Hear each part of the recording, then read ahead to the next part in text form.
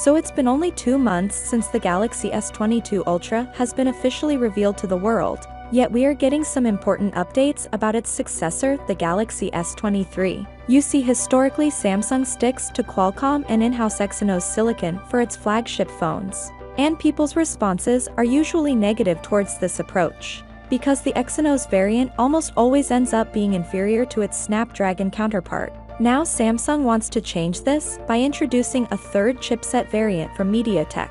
A big South Korean publication Business Insider reports that Samsung will equip some Galaxy S23 variants with Mediatek chipsets. Now this is a little confusing because they didn't mention whether they are using the Mediatek chips at the expense of Exynos silicons, or they are planning to introduce a third chipset option where the Galaxy S23 will have the Snapdragon chips in the US, Canada, and China, Exynos in Europe and Mediatek in Asia.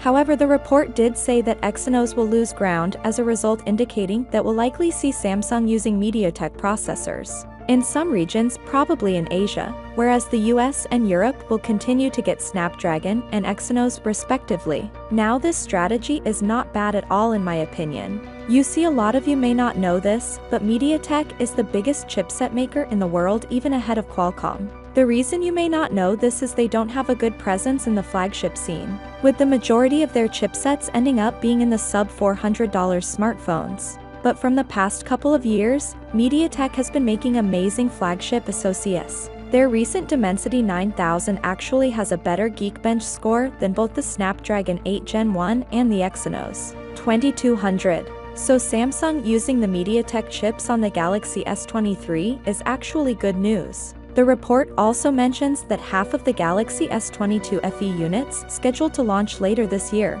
will also be equipped with Mediatek chipsets. Now Samsung switching to Mediatek doesn't mean it's the end of Exynos, because Samsung's CEO told its employees that Samsung will create a chipset tailor-made for the Galaxy smartphones and tablets, just like how Apple makes their chipsets exclusively for their iPhones, iPads, and their Mac lineup.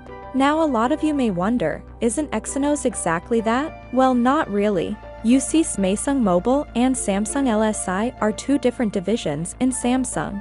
Samsung's LSI division makes the Exynos chips, and it designs them in such a way that any smartphone maker can use them in their smartphones, which means the Exynos chips are not exclusive to Samsung. Just like Vivo, Oppo, Samsung Mobile outsources the Exynos chips from Samsung's LSI division. But Samsung's CEO said they will change that going forward. Now Samsung will make processors specifically for the Galaxy lineup of smartphones. This means the chipset will communicate better with other components in a phone, since Samsung can tweak the chipset exactly to their needs. To be honest, this sounds great on paper, but we've seen Samsung overpromise and underdeliver, especially with Exynos chipsets, in the past. So I'm not really holding high expectations, but still hoping that this new strategy change things for Samsung. All the latest updates on this phone, be sure to subscribe, and as always I'll see you tomorrow. Peace out.